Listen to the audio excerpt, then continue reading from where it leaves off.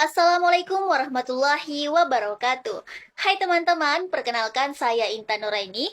Saya merupakan mahasiswa Universitas Islam Negeri Palopo. Saya menempuh pendidikan pada jurusan Pendidikan Agama Islam. Teman-teman, pada kesempatan kali ini, saya akan menjelaskan mengenai peradaban Islam pada masa Khulafaur Rasyidin. Tapi sebelum membahas lebih jauh, tentunya teman-teman bertanya-tanya tentang siapakah Khulafaur Rasyidin itu? Apa yang dimaksud dengan Khulafaur Rasyidin? Nah, teman-teman, Khulafaur Rasyidin adalah para khalifah yang memimpin umat Islam setelah wafatnya Nabi Muhammad dan menjalankan pemerintahan berdasarkan Al-Quran, Sunnah, serta prinsip-prinsip keadilan dan musyawarah. Khulafaur Rasyidin terdiri dari 4 orang sahabat utama Nabi Muhammad, yaitu Abu Bakar As-Siddiq, Umar bin Khattab, Utsman bin Affan, dan Ali bin Abi Thalib. Tapi pada kesempatan kali ini kita hanya akan membahas 2 sahabat saja, yaitu Abu Bakar As-Siddiq dan Umar bin Khattab. Mari kita lihat biografi singkatnya. Abu Bakar As-Siddiq. Nama lengkap Abu Bakar As-Siddiq adalah Abdullah bin Abi Kuhafa At-Tamimi. Gelarnya As-Siddiq, tempat lahir Mekah, tahun lahir pada tahun 573 Masehi. Nama ayahnya Abu Kuhafa, ibunya bernama Ummu Khair Salma binti Sa'd dari suku Bani Taim Quraisy. Jabatannya sebagai Khalifah pertama Khulafaur Rasyidin dan masa kepemimpinannya dimulai dari tahun 632 Masehi hingga 634 Masehi. Nah, selanjutnya biografi singkat Umar bin Khattab. Nama lengkap Umar bin Khattab adalah Umar bin Khattab bin Nufail. Gelarnya adalah Al-Faruq, tempat tanggal lahir Mekah, tahun lahir 583 Masehi. Ayahnya bernama Hattab bin Nufail, ibunya bernama Hantama binti Hashim dari suku Bani Adi, Quraisy. Jabatannya Khalifah kedua Khulafaur Rasyidin dan masa kepemimpinannya mulai dari tahun 634 Masehi hingga 644 Masehi. Selanjutnya, latar belakang terbentuknya Khulafaur Rasyidin. Khulafaur Rasyidin ini terbentuk ketika Rasulullah sebelum wafat itu beliau tidak menunjuk penggantinya secara langsung. Nabi Muhammad tidak menetapkan secara langsung siapa yang akan menjadi pemimpin setelah beliau.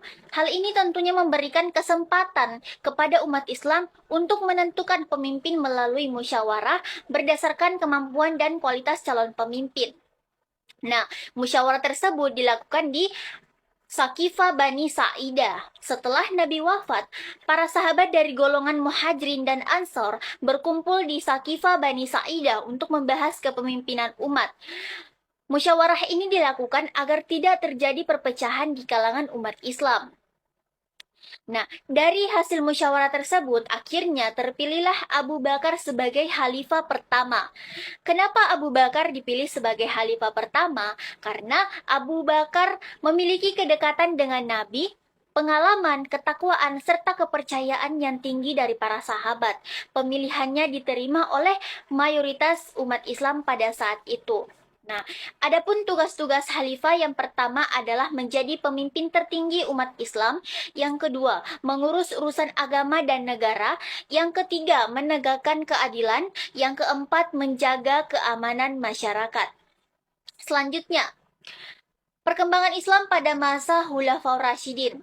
Perkembangan Islam pada masa Khulafaur Rasyidin itu tentunya sudah sangat banyak dikarenakan totalitas seorang sahabat menjaga dan memakmurkan Islam pada saat itu, yaitu perkembangan yang pertama yaitu perluasan Islam, perluasan wilayah Islam. Wilayah Islam berkembang hingga meliputi Persia, Syam, Mesir, hingga daerah-daerah lain sehingga Islam menjadi kekuatan besar di dunia. Selanjutnya, yang kedua itu penguatan sistem pemerintahan. Pada saat itu, khalifah membentuk sistem administrasi, hukum, pemerintahan yang lebih teratur untuk mengelola wilayah-wilayah yang semakin lama semakin luas. Dan yang terakhir, penyebaran dakwah Islam. Penyebaran dakwah itu dilakukan melalui perdagangan, pendidikan, pemerintahan yang adil, sehingga ajaran Islam semakin dikenal dan diterima oleh berbagai bangsa-bangsa. Selanjutnya, keberhasilan Khalifah Abu Bakar As-Siddiq dan Umar bin Khattab. Kita akan membahas lebih dahulu mengenai keberhasilan Abu Bakar As-Siddiq. Adapun keberhasilan Abu Bakar As-Siddiq yaitu yang pertama, Perang Ridda. Abu Bakar, pada saat itu Abu Bakar memerangi kaum murtad, nabi palsu, dan kelompok yang menolak membayar zakat setelah wafatnya Nabi Muhammad.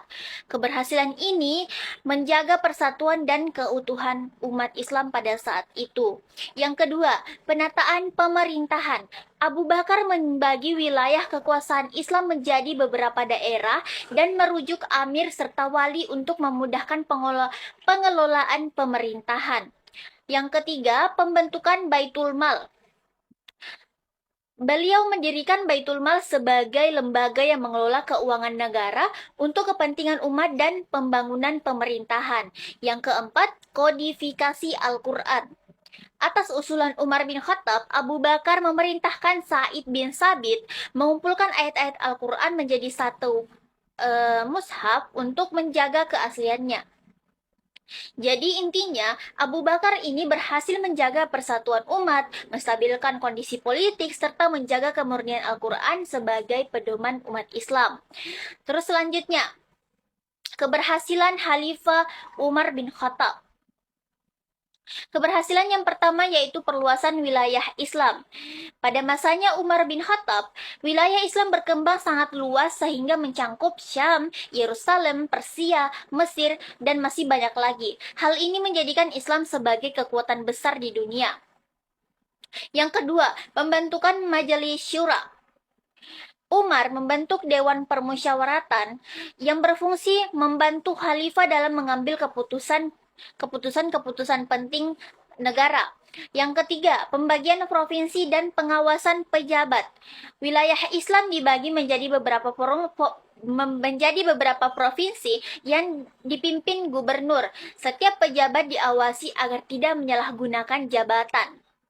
Yang keempat, pembentukan lembaga peradilan.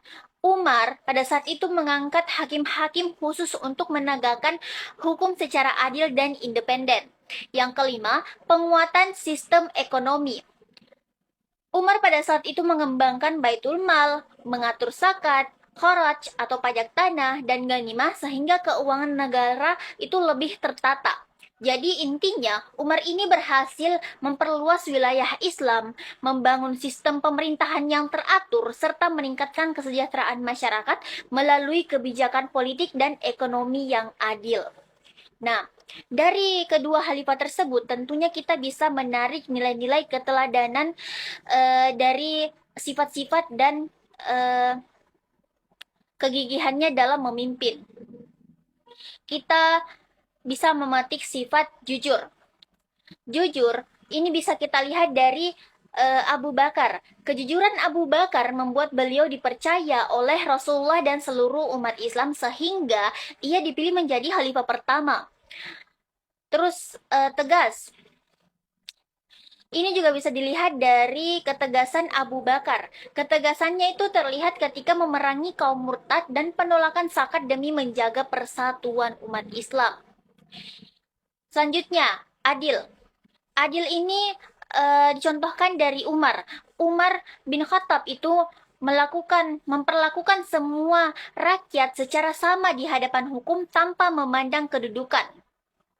Peduli rakyat ini juga dapat dilihat dari Umar. Beliau sering sekali berkeliling malam hari untuk memastikan rakyatnya hidup sejahtera dan tidak mengalami kesulitan. Dan terakhir, bertanggung jawab.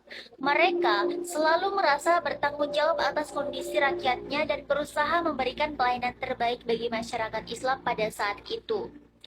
Baik teman-teman, mungkin itu saja yang bisa saya sampaikan pada video kali ini. Terima kasih banyak sudah menonton sampai akhir. Jangan lupa like, komen, dan subscribe. Sampai jumpa kembali dan Assalamualaikum warahmatullahi wabarakatuh.